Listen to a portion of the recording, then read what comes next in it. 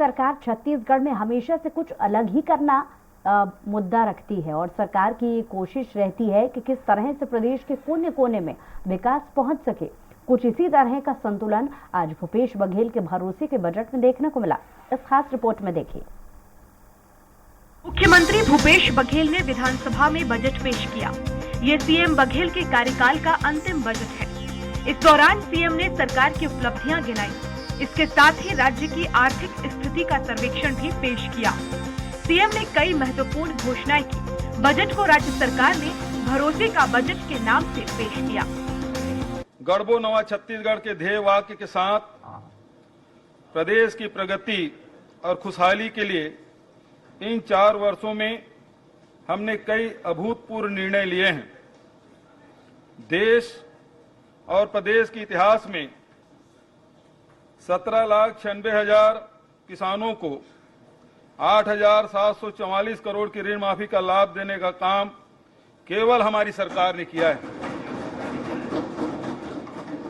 खरीफ 2018 की धान फसल के लिए किसानों को 6,022 करोड़ की प्रोत्साहन राशि भुगतान करने का काम हमारी सरकार ने किया है।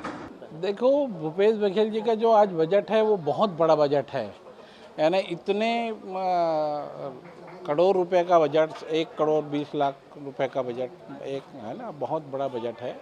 और ये बजट निश्चित रूप से किसान को तो पहले भी लाभ दे रहे हैं और किसानों के लिए कोई कमी तो किए नहीं है, लेकिन उनके साथ साथ ये देखिए कि 2800 रुपये में धान खरीदी का घोषणा पहले ही कर चुके हैं। उसके हिसाब से देखा जाए तो किसान तो पहले भी बहुत खुश थे और आज भी गौठान के माध्यम से, गोबर खरीदी के नाम से और किसान न्याय योजना के नाम से बहुत ही ज़्यादा किसान लोग खुश हैं। भूपेश बघेल जी मुख्यमंत्री के द्वारा ये पहल बहुत ही अच्छी है महिलाओं के लिए, जो आंगनबाड़ी कार्यकर्ताओं का मानदेय बढ़ाकर उनको बहुत अपार खुशी हो रही है। अभी विगत वर्षों से कम वेतन में मानदेय में काम कर रहे थे, उनको अब 10,000 रुपये मानदेय मिलेगा तो उनको भी राहत मिलेगी। और इसी तरह से और भी क्षेत्रों में महिलाओं को बहुत सारे लाभ मिल रहे हैं, जैसे स्व सहायता समूह के द्वारा ई-रिक्शा प्रदान की गई है, जिससे महिलाएं स्वावलंबी होकर अपना कार्य कर रही है। अब अपने पैर में खड़े होकर अपने बच्चों का पालन पोषण करने में सक्षम है। अब किसी के ऊपर डिपेंड रहने का आवश्यकता नहीं है। महिला सशक्त हो चुकी है। ये हमारे माननीय श्री भूपेश बघेल जी की पहल के कारण ही संभव हो पाया है। ये जो बजट है आज प्रस्तुत किया गया है मुख्यमंत्री जी के द्वारा, निश्चित ही एक संतोषजनक बजट है, क्योंकि आंगनबाड़ी कार्यकर्ताएं बहुत लंबे समय से अपने मानदेय में वृद्धि के लिए मांग कर रही थी और अच्छी वृद्धि की गई है। 10,000 रुपये प्रति माह जो मानदेय देने की बात की गई है, वाकई ये अच्छी बात है। इसके साथ साथ अभी जो बेरोजगारी का सूचकांक हमारे पूरे भारत में छत्तीसगढ़ में सबसे कम है, उसके बावजूद भी मतलब ये बहुत अच्छी बात है कि मुख्यमंत्री जी ने बेरोजगारी भत्ता जो 2,500 रुपये देने का घोषणा की है, तो इसका स्वागत करते हैं। देखिए, माननीय मुख्यमंत्री भूपेश बघेल जी को मैं धन्यवाद दूंगा, साधुवाद दूंगा। कौशल्या की नगरी और छत्तीसगढ़ को जिस प्रकार से सभी वर्गों को एक लाभ का बजट लाया है। जब आम नागरिक जब लाभ फायदा उठाएंगे तो व्यापारी लोग निश्चित तौर पे फायदा उठाएंगे। जब उनके हाथों में पैसा रहेगा तो व्यापारों के पास जाके कोई बाइक लेंगे, कोई आभूषण लेंगे, किसी भी प्रकार के घरों के संसाधनों की आवश्यकता जहाँ पड़ेगी तो व्यापारी के हाथों में भी पैसा जाएगा। ऐसे दृष्टि देखते हुए सभी वर्गों के लिए लाभ उठाने के लिए यह बजट लाया गया है। हमारे जो माननीय मुख्यमंत्री भूपेश बघेल जी के जो गोट है एकदम सही है, सच्चा है और निश्चित रूप से वह किसान के बेटा है और छत्तीसगढ़ के माती पुत्र है। तो सबसे पहले हमारी सरकार बनी से किसाने मन के बारे में सबसे पहले घोषणा हुई से धान खरीदी के। निश्चित रूप से छत्तीसगढ़ महतारी का जो बजट हमारे छत्तीसगढ़ शासन के माननीय भूपेश बघेल ने जो आज बजट पेश किया है, वो सब छत्तीसगढ़ के लिए एक आने वाला समय के लिए बहुत एक अनुकरणीय काम किया है। जिस तरह से हम देखा जाए, चाहे किसानों के लिए, गरीबों के लिए, बेरोजगारों के लिए, यहाँ तक कि आंगनबाड़ी कार्यकर्ता और इसके साथ ही साथ हमारे रोड, बिजली, पानी, शिक्षा, स्वास्थ्य के लिए ढेर सारी योजना में जो बजट किए हैं भूपेश सरकार का, ये बजट आने वाला समय छत्तीसगढ़ के लिए एक बहुत सुनहरा अवसर होगा। ग्रामीण क्षेत्र एवं सामाजिक सुरक्षा, शिक्षित बेरोजगारों को 2,500 रुपए प्रति माह बेरोजगारी भत्ता, राजीव गांधी किसान न्याय योजना 6,800 करोड़ रुपए। राजीव गांधी ग्रामीण भूमिहीन कृषि मजदूर न्याय योजना का नगर पंचायत क्षेत्रों के लिए विस्तार। सामाजिक सुरक्षा पेंशन योजना की राशि में 43% की वृद्धि, प्रति माह 500 रुपए। मुख्यमंत्री कन्या विवाह योजना 38 करोड़ रुपए। शहरी क्षेत्र, नगरीय क्षेत्रों में अधोसंरचना 1000 करोड़ रुपए। दुर्ग से नवा रायपुर के लिए लाइट मेट्रो सेवा। नगरीय क्षेत्र में औद्योगिक पार्क 50 करोड़ रुपए। कोरबा में नवीन ताप विद्युत गृह 25 करोड़ रुपए।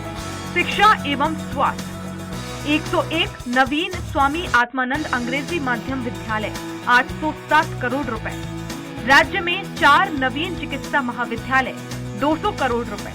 डॉक्टर खूबचंद बघेल स्वास्थ्य सहायता योजना 990 करोड़ रुपए। मानदेय में वृद्धि, आंगनबाड़ी कार्यकर्ता हेतु 10,000 रुपए प्रति माह। मिनी आंगनबाड़ी कार्यकर्ता हेतु 7,500 रुपए प्रति माह। आंगनबाड़ी सहायिका हेतु 5,000 रुपए प्रति माह। मितानिनों के लिए 2,200 रुपए अतिरिक्त प्रति माह।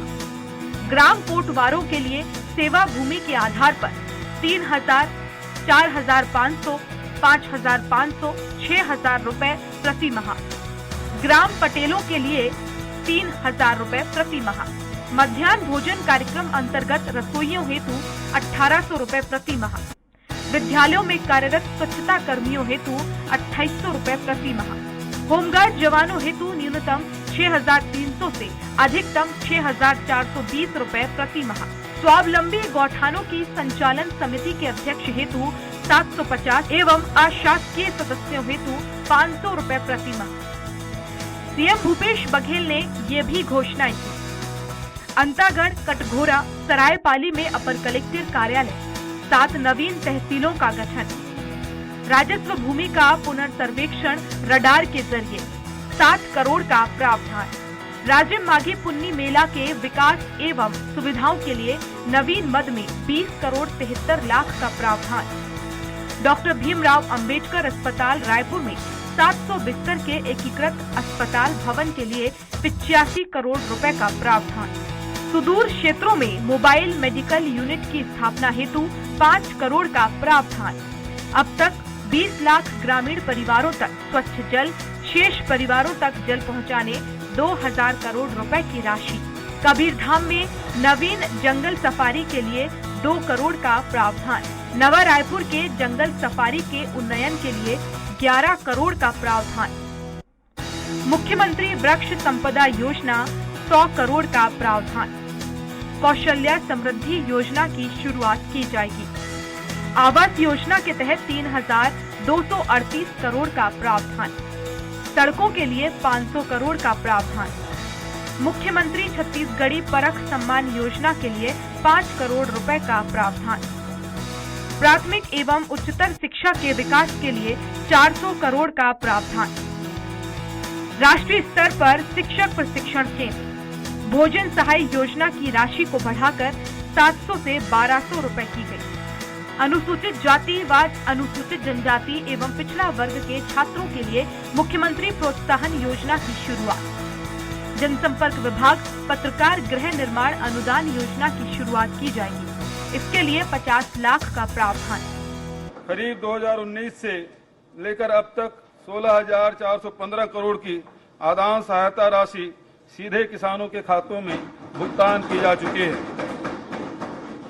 हमारी सरकार की न्याय योजनाओं से किसानों, मजदूरों, वन आश्रित परिवारों, महिलाओं और युवाओं सहित समाज के सभी वर्गों का सशक्तिकरण हुआ है। छत्तीसगढ़ी तीज त्योहार, ग्रामीण खेलकूद एवं लोक संस्कृति को पुनः सहेज कर हमने छत्तीसगढ़ महतारी का मान बढ़ाया है। लगभग हम लोग 7 से 8 एकड़ खेती करते हैं।